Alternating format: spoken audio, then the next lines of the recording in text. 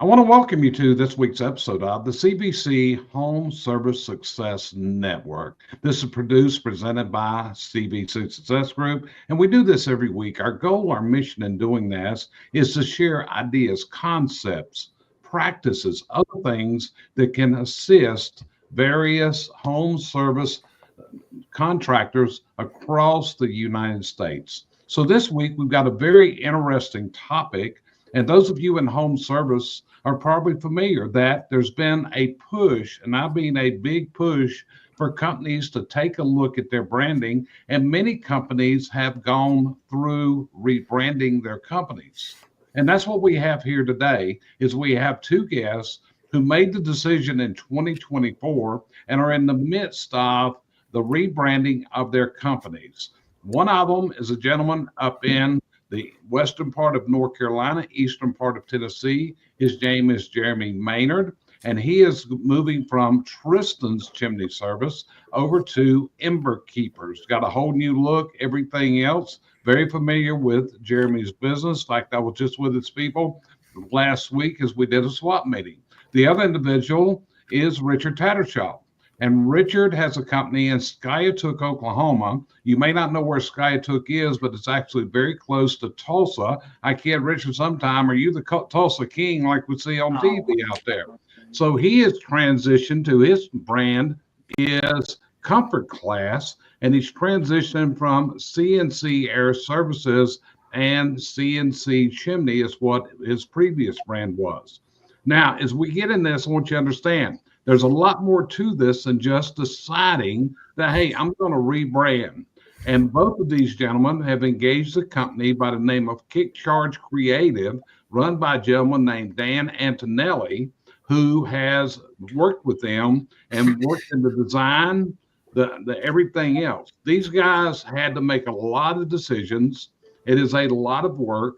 And they have also made some pretty considerable expenditures here. If you consider the cost of rewrapping trucks, all the other things involved, even down to the clothes that you wear, you can see that Jeremy's sitting there. He's got his new Ember Keeper shirts on there that Mr. Antonelli provided and designed for him, and in the midst of all these different things. So we're going to start out today, and I'm going to ask each of them the following question. Jeremy, let's start with you. What drove you to make the decision to rebrand into a new company name, logo, doing this?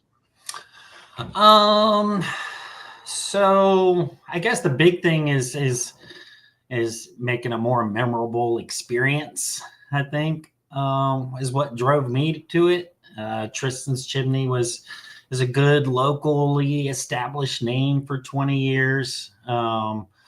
But Tristan's Chimney Service could be easily forgotten and intermingled with any other XYZ chimney service. So that was one thing. And then the logo that we were using was basically a stock image. And so really anyone could have used that. And so both those things going into a different market, Johnson City, Tennessee, really expanding, I guess. Those things really drove the choice. Got you covered. So Richard, let's go over to you. And there's one difference here too in these two guys. Jeremy has a business that his father started, so he did not select Tristan's. That was the name his father Rick decided on when he started the business, and Jeremy took this over about 4 years ago. Now he's the owner, and his dad Rick actually works for him today and works as his warehouse manager today. Richard, on the other hand, Richard started his business up from scratch with his wife, his kids, and all that. So Richard, what was it that drove you to rebrand CNC over to Comfort Class? Yeah, it was kind of something I had in the mix a while back, probably 2 or 3 years ago. I just got to where I was going to customers' houses, and we was, either doing their chimney or their high back for many years. And one particular customer, we've been there for 10 years, and they didn't know we did all these other services. So we didn't have something that stick, and it wasn't memorable, like what Jeremy was kind of saying. It's just something that went out the door after we left, so to speak. So we kind of did a whole 180. I started first with mats. So I got mats that I laid down that have all four the services we do. Just because it's something that can quickly be missed if you got your technicians that are not telling the customers what all else you do as a company. So I wanted it to be something that like Jeremy was saying, that we can be remembered by, and not have to continually reinvent the wheel, so to speak. And Dan's book, I think it's Branded, Not Blanded, or something. Really kind of opened my eyes a lot. It was a really good book that Dan told me I need to look at first before I kind of make the final decision, Jerry. Yeah, that's it. And I want to also bring this into play. I think both of you made this decision because both of you stepped outside your comfort zones and you went to seminars that other industries were participating in. You both went to Tommy Mello's Freedom event, and that was, in my opinion, probably where you got the idea to move forward onto this. Sometimes you may have thought about halting on this, Richard. I know when we were going through this, there was a time that I said, hey, are you going to do this or not? Because you kind of put it on the back burner for a little bit to get it picked back up to the front to make it move again. So, just to kind of give you an idea, I think the idea for this came because they got outside the chimney industry and they started attending events that were put on for other home service contractors. So, Josh, let me go over to you. What kind of questions would you ask Jeremy and Richard today about their rebranding? Well, have you thought about the ROI on how long it's going to take you to recoup the rebranding costs? Which one you want to answer first? Let them know which one you want to answer first. Jeremy. Jeremy. That's a good question. I'm really unsure how to track something like that, to be honest, but I don't expect it to take very long. I think within the year, to be honest. With the expense, like Jerry said, you got the initial expense. For us, they break it down. Do you just choose the logo, or do the rebrand, or do you do a rename and a rebrand? Depends on how expensive that cost is, and then you have to go through everything else. Your wraps, your shirts, then your website. It starts adding up after a while, for sure. But I think within the year, I think it's a good investment that will pay off quickly.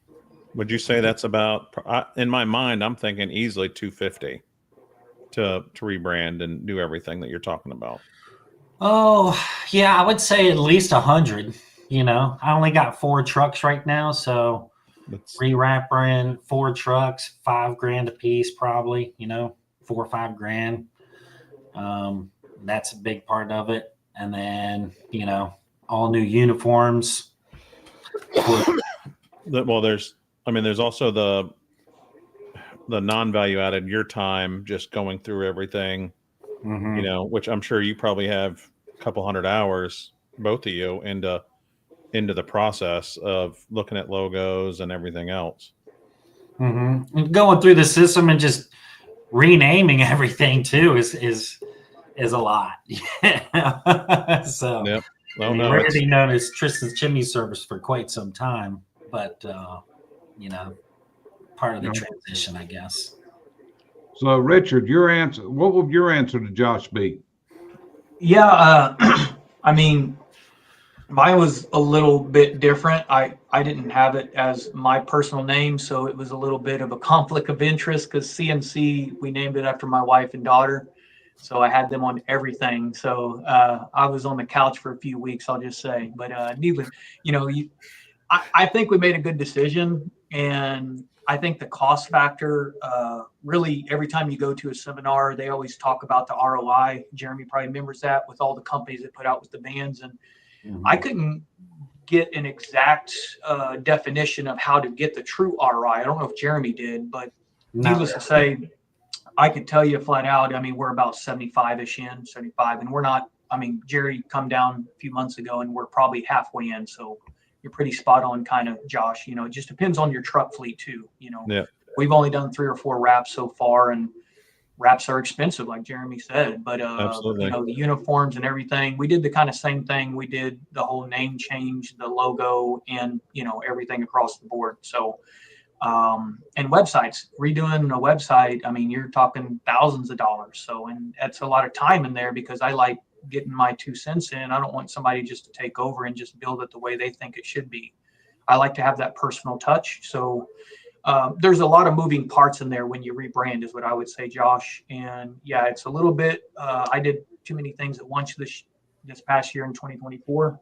I'm still trying to get that figured out just 2 days ago, but building a new shop and then rebranding was a lot more time sensitive than I really thought it was going to be. And I didn't know a lot more. Like, I still haven't done stationery. I don't know if Jeremy has, and everything else that kind of follows, you know, along as it's probably a ongoing thing for I would say probably about 8 months to a year, I would believe. I mean, I don't think a lot of people can do it full-fledged in with everything across the board. They usually go with the trifecta like me and Jeremy's doing, or just a name change or logo, or vice versa, you know. Hopefully that makes sense, Josh. It does. Yeah. Did you guys have to come up with like anchor colors too, like hex numbers and like company fonts and everything like that? Yeah, they pretty much took care of all that. I gave them a little bit of direction. They gave us a couple, like 5 options of names. I picked one that I liked. They gave us 3 rough drafts of a logo. This one kind of stood out more than any. I picked this one. They refined it. They came back with pictures and a brand guide, logo, font. It was pretty thorough. So, yeah. Okay. And I'll say mine was just a little bit different. It's because I do heating and air.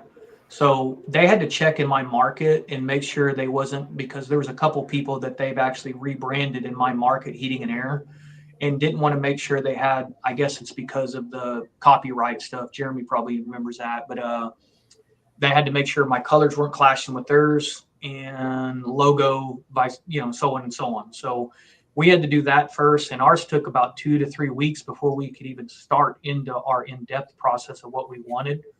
And I thought that was fine because I wanted to keep the peace with them. I didn't want them to come up to my door after the fact, after I just spent all this money, and be like, hey, why'd you mimic me or whatnot, or come to kick charge? I guess that's happened to them before in the past. So that's how ours kind of come to existence. And the same thing with Jeremy said. We got 5 of them. The colors we kind of agreed on. We went with a teal, a lime green, and a black color.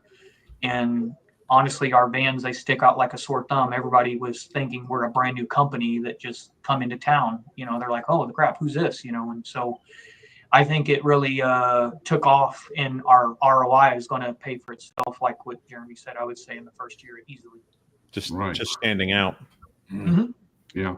One of the things with Richard was, as we looked at this with Richard, he wanted to maintain the 2 C's in the name. That's one of the reasons at Comfort Class, he wanted to kind of make a tie into the CNC label, the CNC brand he'd had for years. So that was where Comfort Class was one of the names he selected. Richard, if I remember correctly, I think they gave you about 6 names to choose from. Does that sound right?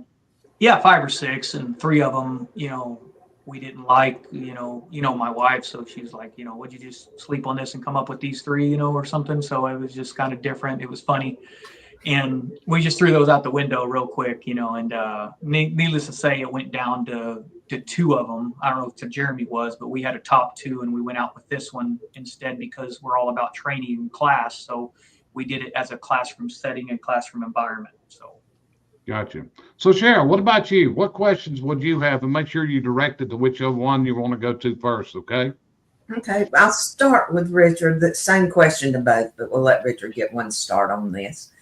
And I have seen many people attempt to do things like this, but because of the money, the time, what they saw ahead of them, they couldn't do it. Was there a point of time that you literally felt like backing out, or either wish you had never started it?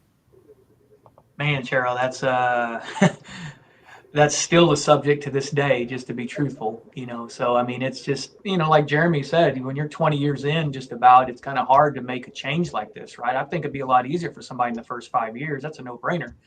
But when you're in 18, 20 years, I mean, I think about that almost every other day, just because, that's a battle that you kind of have to deal with until you see that true ROI. But I think I made the right decision, and in the bidding, I'd say through the process, I wanted to back out about halfway in, honestly, Cheryl. When we was getting in through the kickoff for the logos, I would say. And it was just because I didn't believe exactly in all that. And then Dan always comes to the picture. I don't know if Jeremy got the same scenario, but Dan just would tell me, you got to believe me. I do this for a living. This is something you got to put some trust into me on. And so Jerry knows me. It's hard for me to actually go all in on something like that without me believing in something. So needless to say, I did it, and I'm glad I did. But still, he's a great guy. He really is really good at what he does, and I think it turned out to be great at the end, really. Yeah. Jeremy? Regrets, difficulties. I would say, yeah. I mean, I guess I regret. I mean, not really regret. It's just going through the change. It's something my dad built, so it feels like, it's no longer his, and I'm taking that away from him. And, we have a great local name, which is super important around here. And it and it blows everything else out of the water around here. So it almost looks too professional and clean and, and franchise like, and which is great. And that's exactly what I wanted. But it just makes me feel a little uncomfortable, I guess, of how good it looks, because it's so different. As far as branding and any brand around here in my area. So that's great. It's super clean and I like that. But it's like fresh, clean, it looks great. So it just kind of, it stands out, which is good, but it's just something that I got to get used to. It's different than a guy in a top hat with a chimney brush that looks like everything else. And so the personal it's also causing some kind of I just have to juggle it a little bit. So the personal attachment was the hardest thing for you. Yeah, for sure. So Cheryl, since you do hiring for people, do you think this branding change will help them each? Because both companies are looking to scale. They both need good people to add to their workforce. Do you think these rebrand will make them stand out and perhaps be more attractive to recruits? I think recruits will actually look at it as a new company coming out into play. And they're going to assume, from things I hear from people, they're going to assume that they're going to get in on the baseline of the jobs. So I think it will bring a bigger influx in right in the beginning, especially because people are looking to come into the new company on the block. But I think, they're both professional. Both of them have professional backgrounds. So I think it will help. I don't think it will deter it at all. Okay, got you covered. So Richard, let me ask you a question, and I'm going to ask Jeremy the same one. When was that magic moment? Where were you at when all of a sudden it hit you, I'm going to do this? Were you in a class? Were you driving down the road? Did you wake up one morning? Did you in the middle of the night say, hey, I'm going to do this? Where were you when you decided I'm going to pull this trigger? What about you, Richard? Yeah, That's a good one. I would say I was kicking around, like what you're saying, for a few months, and then when I went to Phoenix and I got to go talk with Tommy and see his facility and some other stuff, and he kind of infrastructured why he did a rebrand too, and how it catapulted his business. It made me really kind of get more motivated to do so. But then I still didn't pull the trigger. And then I started talking to some other companies that kind of did the same thing. And then that were more or less my size, just to make sure, because, that's at a whole different level than what I am at, So I just wanted to get some real life, individuals that are at the, $1 to $5 million range, and just kind of see what their perspective was, and what was their why behind it too, Jerry. Yeah. Well, one guy that we interviewed on here was a guy by the name of Mike Goodrich, I believe is how his name is. And I believe you talked to him some also, didn't you, Richard? A lot.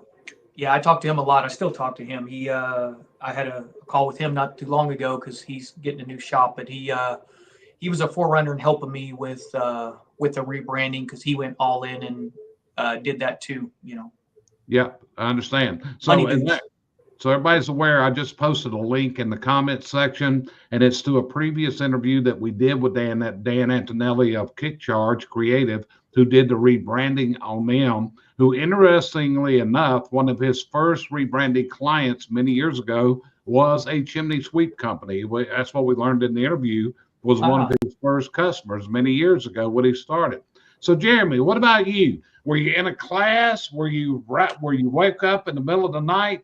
When did the magic moment hit, and I'm gonna pull this trigger and write this big check? Oh, so, well, it happened in a couple of stages. Okay. So first stage was, my buddy Mike Fazy, Den Defenders, they rebranded. And I was like, wow, that looks great. We talked about that for a little while. And then I was talking to somebody else who, I've had an acquaintance with for quite some time, visited his shop, and we were on a call one time, and he was like, what was the name of your business again?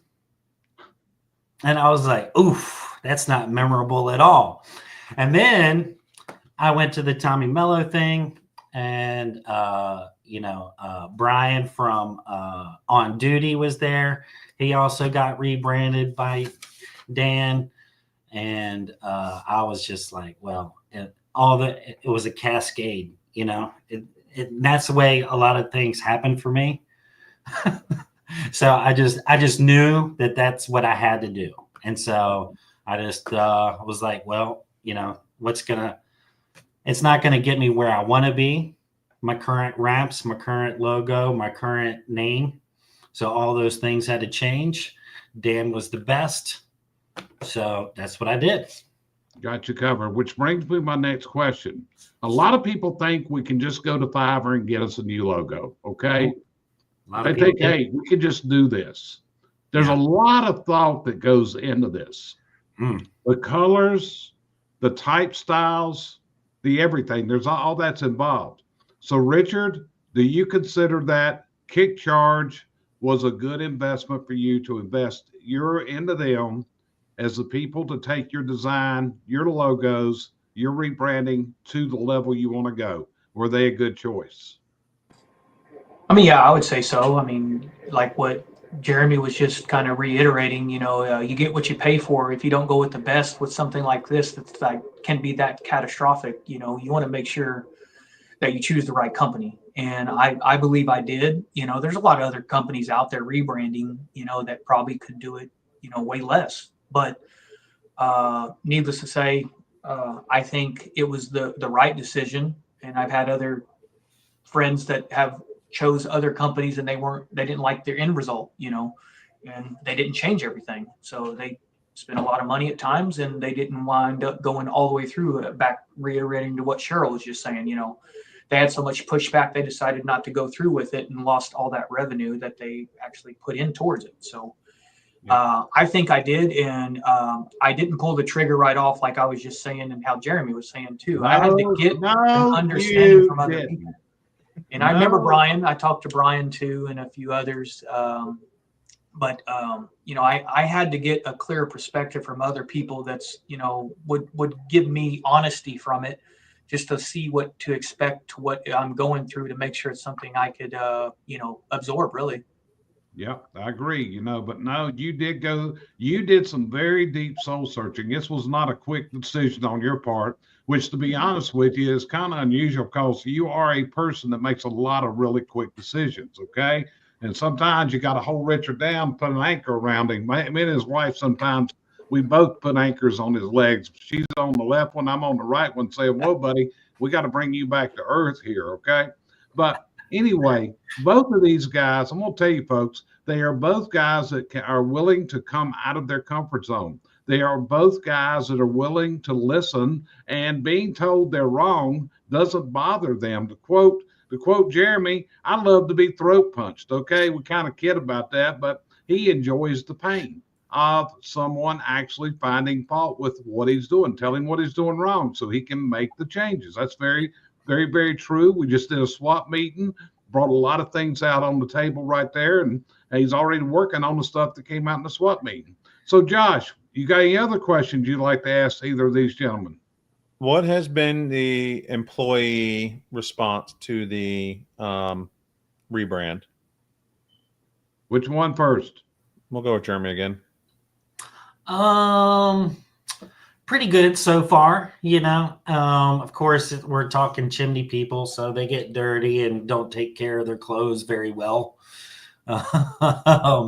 So that's part of it. I did get full size mannequins and dressed a mannequin up in the perfect attire. I don't know how much they like that, but that's part of it. Got to look good, feel good, that way you can serve better. But I think the response overall for the branding, they're all very excited, like I said, it just looks so good, so much better than any other brand in our location, chimneys or otherwise. And so, we're really excited to, see where it can take us. Right. Richard, what about you? I would say in the very beginning, everyone hated it, just to be truthful, Josh. They were like, what the hell is Richard doing? And after we got the first van, like Jeremy was saying and whatnot, they're like, whoa, this is like 10 times better, but we didn't start there. It took 5 to 6 months with Kick Charge before we come out with the final wrap design, really. It's a long process. It ain't nothing that just happens overnight, So, and we went through a lot of like the sublimation shirts that Jeremy's wearing. We had to go over with a few of them because they had us first out with a lot of lime green. A chimney sweep can't wear a solid shirt wearing lime green. Good luck, So we had to go back to the drawing board multiple times on that. But we got it down to a manner that is feasible and it makes sense now. So they're not having to have 5 to 6 shirts a day like Jeremy was kind of reiterating. Well, that's what I was going to say. You can be lime green, but you're going to have a lot of shirts on the truck. Dark lime green. Yeah. And after we got the vans and a few other things come about, they really kind of got more bought in, I would say. But in the very get-go, they were not. They were like, hey, Richard, why are you doing this? You're almost 20 years in business and you're changing your whole company, even your name.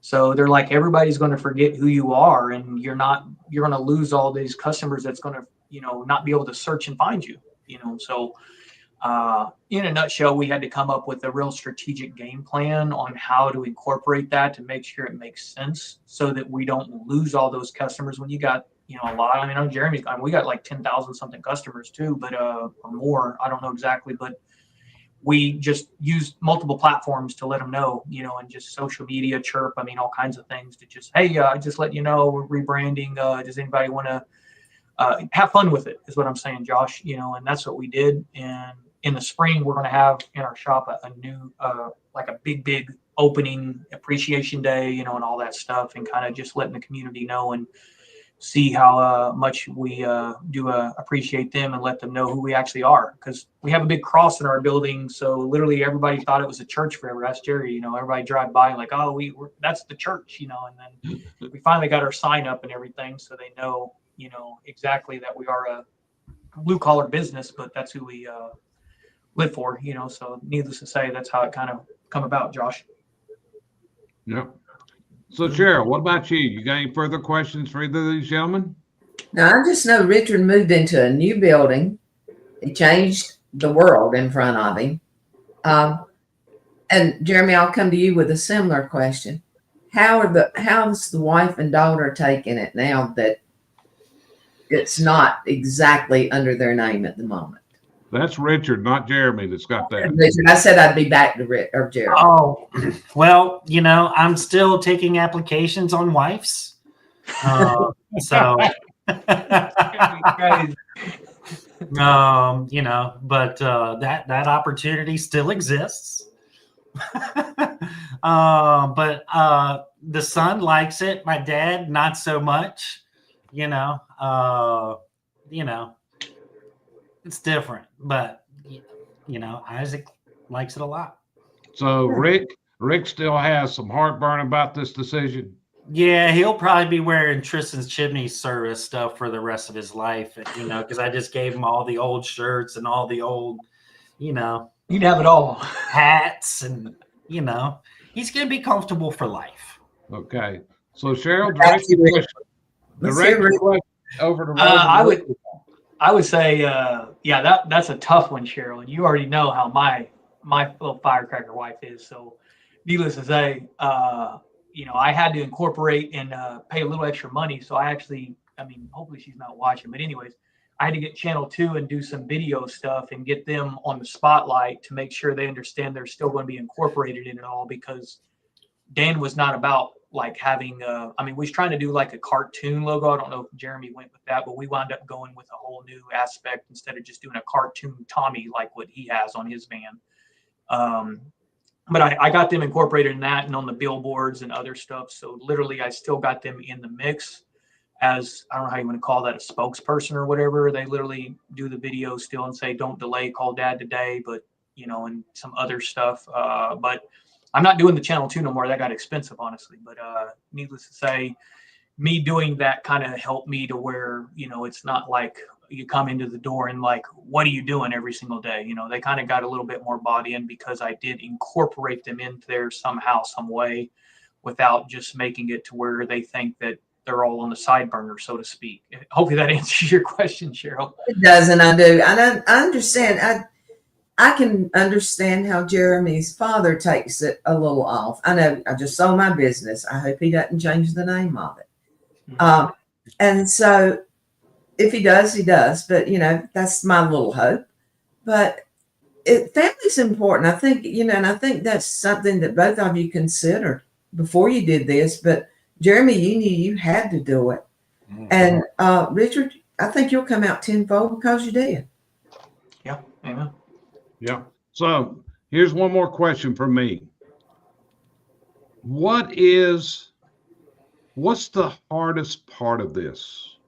What's the most challenging thing in this? Is there a single thing that would come to light that's the biggest challenge in this rebranding? Richard, I'm going to direct this one to you first. But what would you say is the biggest challenge, not including your wife and your daughter and removing and changing that part, because that's kind of a personal side, but what was the biggest, hardest challenge in doing this?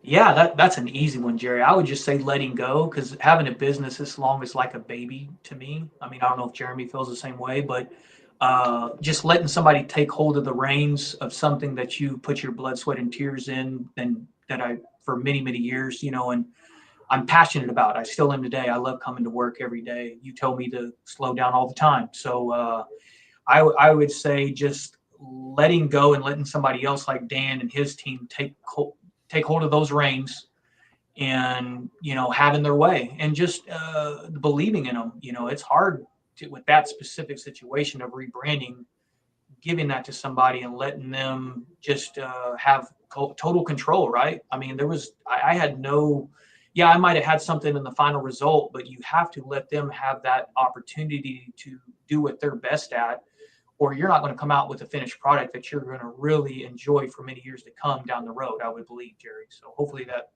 kind of answers it great for you. Yep, it does. Jeremy, what about you from your aspect? What's the most challenging part of the rebranding process?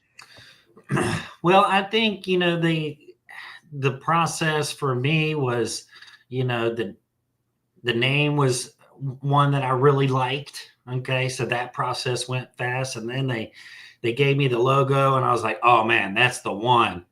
And then they gave me the wrap, and that was easy. So like for me, that part of the process was easy.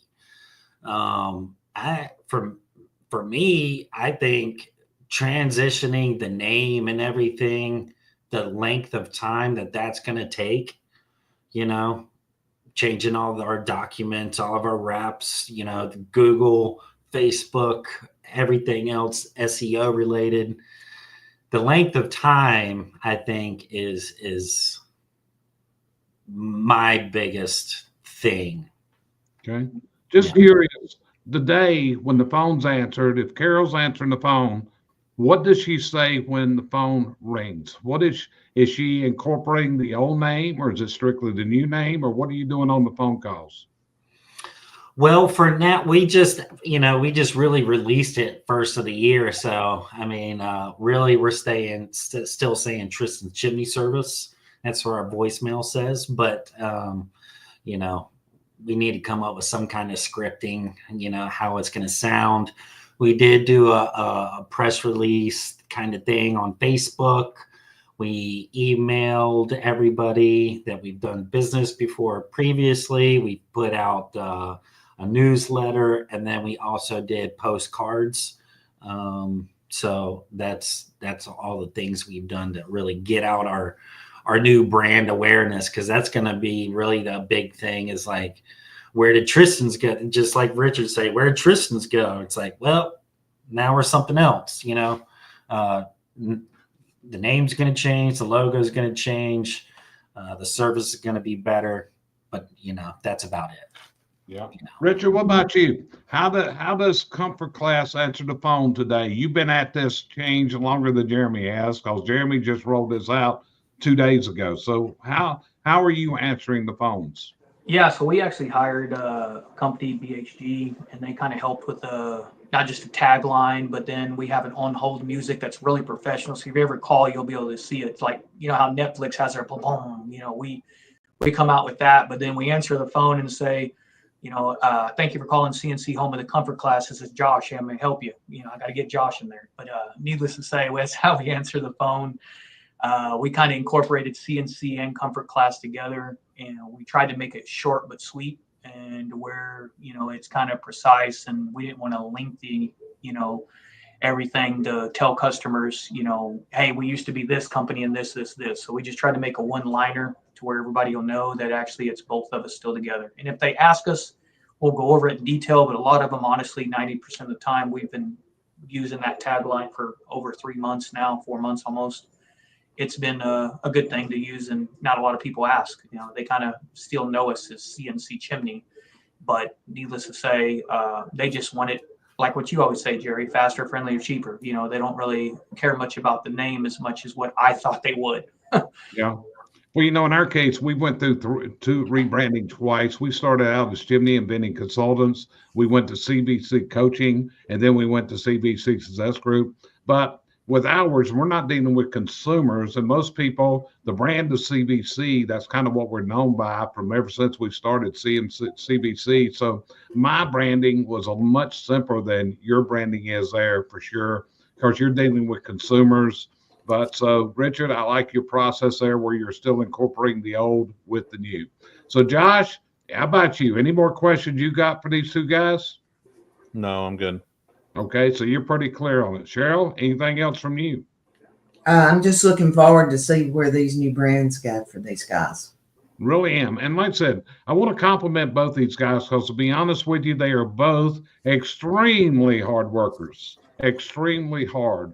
They work nights, they work weekend, they pour themselves in the business. I know there's a lot of times I'll see Jeremy. It's on Facebook, and he'll be saying something he's done all weekend. I just saw you put up a big calendar for the coming year, your whole year mapped out there. I was going to tell you, you got to put the swap meeting on there. It's time to, when we do that again, that's on there. So you got to add that on there. Make a note of that. Yeah, do that again. If you want to do that same Christmas week break, we can do that. But I noticed that was missing, but that was the information they took.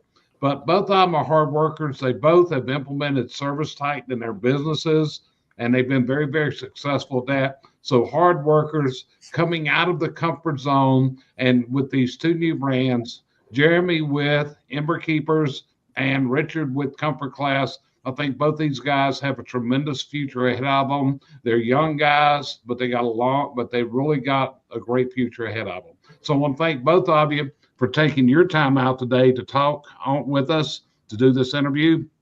And with that, I want to appreciate you for listening to us today. If you've tuned into this, it's always an honor. It's a privilege. It's a pleasure. And my name's Jerry Eisenhower, and we are CBC Success Group. If we can help you maneuver to your business dreams, just give us a call, email us, and let's set up a call, and let's talk about how we can help you turn your dreams into your realities. We'll see you next week on the next episode of the CBC Home Service Success Network. Thanks for joining us. Have a fantastic weekend. Thank you.